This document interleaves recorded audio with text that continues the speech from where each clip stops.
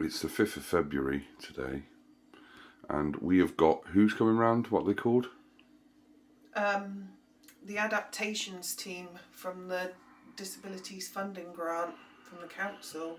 So we've been fighting this battle for about 5 years, haven't we? Well, 3.5 coming up to 4 years. It'll be 4 years in April.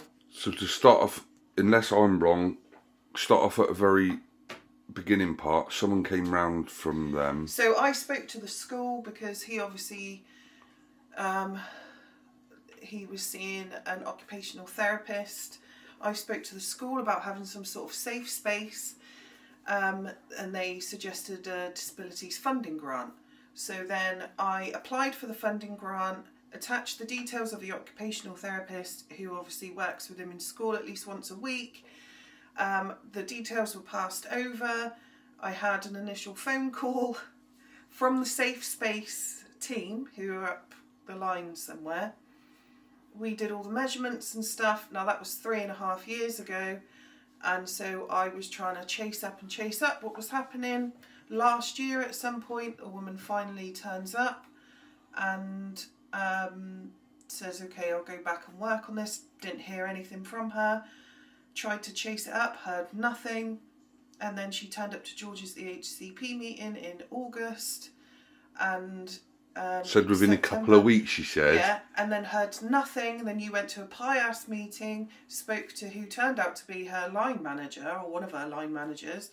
So then we got her details, and then I emailed her again, CCing her line manager into it, and then had a reply, and then Suddenly a reply like, oh yeah. Yeah, and then emailed again because she said, oh, we had this appointment that's come up, and it's like, well, you wouldn't have emailed me first, so I'm glad I've emailed you. So I said, yeah, we can do that appointment. Had no reply. Emailed her again, and then end of last week or whenever it was, she said, yeah, your appointment's been confirmed. So 3.5 years we've been waiting, and I've been chasing, and if it wasn't for me emailing her first, she would just never have got back to me. And I'm glad that I CC'd her line manager into it, because it's taking the piss. So we know that they're probably going to say no, and they're going to come back with some sort of excuse about the cost and all that.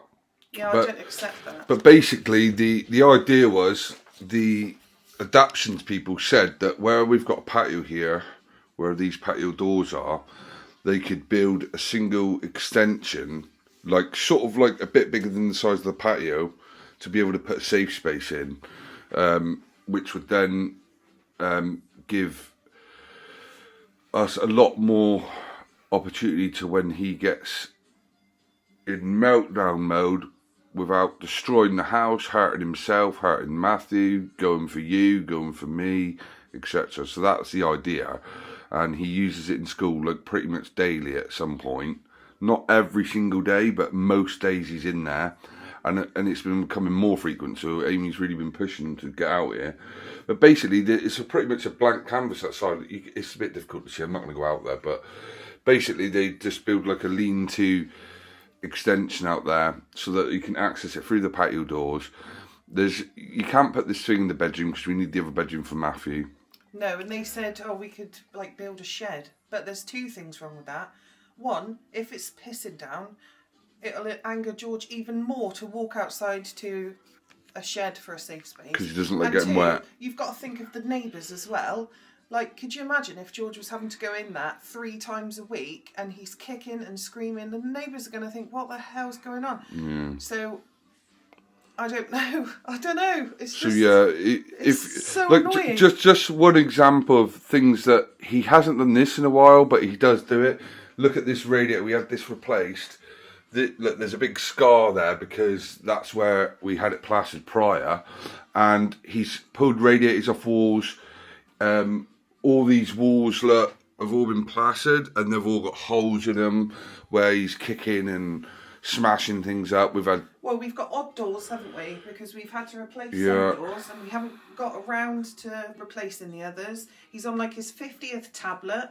This morning the oven door's got to have something in front of it because he's been he kicking to kicked it. death at the oven. Yeah, and There's only so much we can do to prevent him breaking things when he's in a meltdown mode. So we're hoping that Thing is, she said in her EHCP, in George's EHCP, it's got to be a safety thing. So when I emailed her, if you remember what I put in the email, I said for George's safety, Matthew's and ours, because as he's getting bigger, the other day he ran headfirst into the patio doors 3 times, one after the other, because he has got nowhere to go.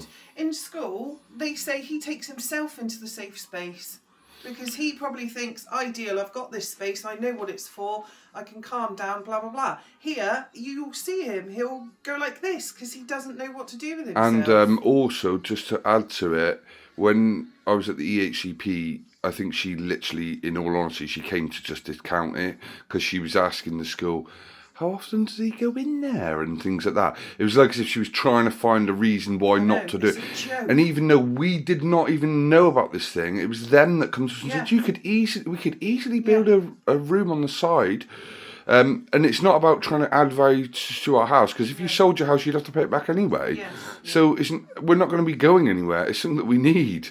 And it would be even less likely to go somewhere, even if we had a room that we needed and that he needs. Like his teachers even write in a book every day. I've kept the book because it will say when he's had to go into safe space. Yeah, just as a bit of a proof.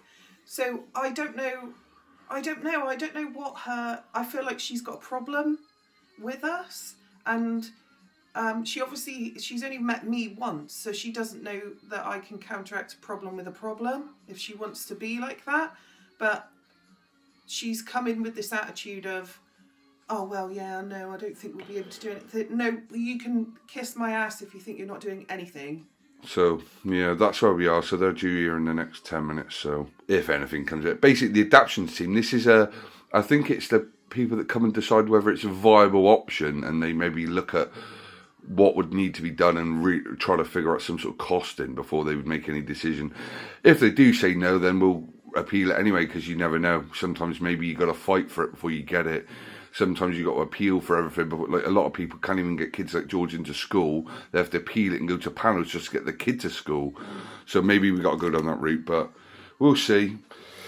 But yeah, that's where we are at the moment. There's probably about the whole width of the house out there, and there's a patio covering most of it. So it wouldn't be that difficult, or I don't think, when I say that expensive, yeah, it costs thousands, but you're not talking a massive amount, I don't think. I think it'd be about 20 grand, but look, we'll see. But the thing is, they have got money available for these types of things. People get adaptations done, bedrooms done, bathrooms done. So it's this is a lesser value thing than what some people would do. But anyway, we'll see in a minute. So what time is it? Oh, it's 14:27. So they're half an hour late. And then one woman turned up 10 minutes late and then said, oh, is so-and-so here yet? I was like, no. Oh, I'll just go and wave her down from the road. Of course you will.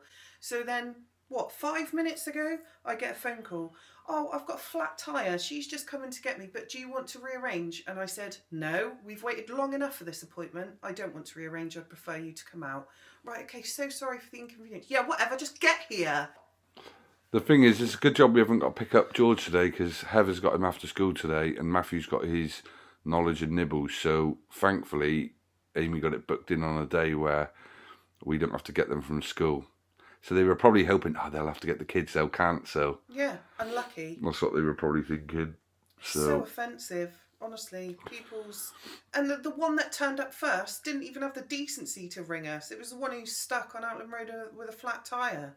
She's always, she probably has got a flat tire. I'm not arguing that, but it's the fact that when you were late anyway, and why did, what? I reckon that they were thinking, they've got to get the kids from school, so they'll have to rearrange it. Unlucky. But they didn't factor into the fact that you'd been a bit clever with your appointment booking. So yeah. So yeah, it'll be nice when they finally turn up. So we're still waiting. They're going to be at least another half hour yet. So yeah. So they're gone.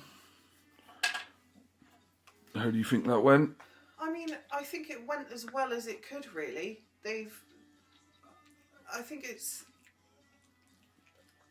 I think we'll have to go down the route of adding Matthew to it, because they even looked in the downstairs toilet. they looked in the alcove of the third room, in the bathroom to see if there was any room in there.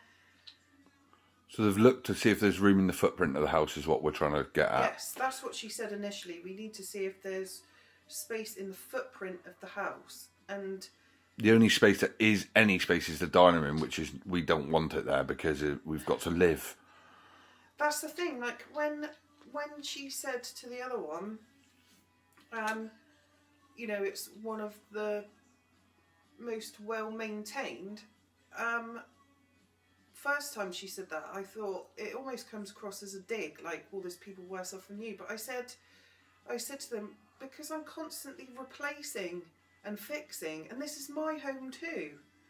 So I know that George, you know, breaks stuff all the time, but this is my home too. And it wouldn't also be any good in that dining room because he's got to be able to take himself away from why he's having a meltdown. So and Matthew, imagine Matthew sat here with George in a safe space in the dining room smashing it up. So basically they're going to go away, they're going to talk to the manager and stuff because they've got to fit in certain laws and, you know, all this sort of stuff. So they're going to go through all that and then let us know what happens next. So yeah, that's where it is. But yeah, she was keen to. She mentioned a few times about the dining room being a space that could fit it in. But the problem is, what they've got, and I did say that to her. They've got to remember he's got to be able to take himself away. If we're sat in the living room and George is having a meltdown and going in the dining room, he's probably not going to work. No. It's not going to be any use. So it's not just that we don't want it there. Well, we'll have to see what they say, what our options might be, and if it means that we have to do a separate one under. So they might be able to add Matthew to it and do like a double application where then it would allow more than 30,000 limit, and they could potentially go up to 60,000, which they would be able to do an extension with if that was the only option. Yeah. But for them to get to that point, we're going to have to wait and see. They're probably going to try to find a reason to say they can't do it, or it would be more than 60. But we'll see, won't we?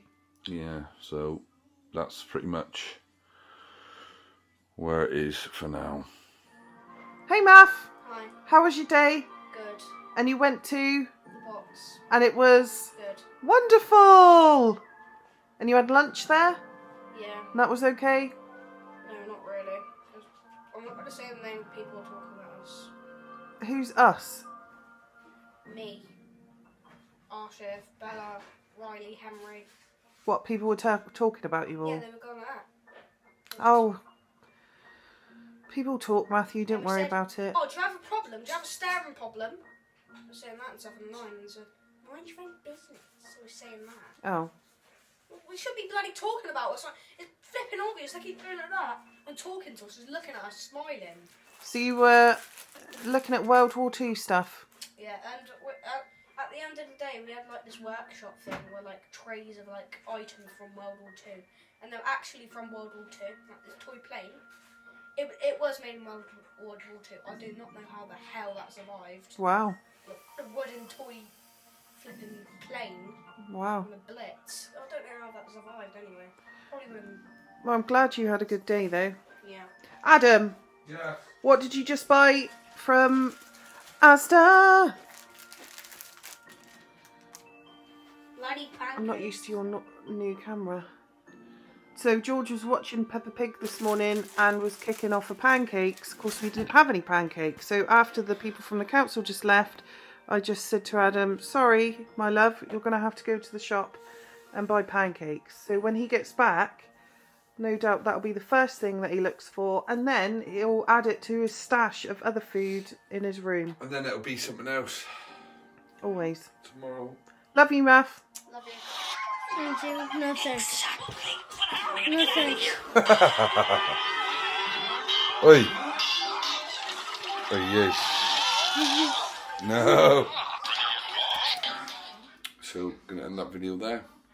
That is as much information as we've got in the safe space. We'll see. We'll see what's going to come of it. Probably nothing, but you got to try, right? So yeah, me and Amy have just ordered pizza from Papa John's.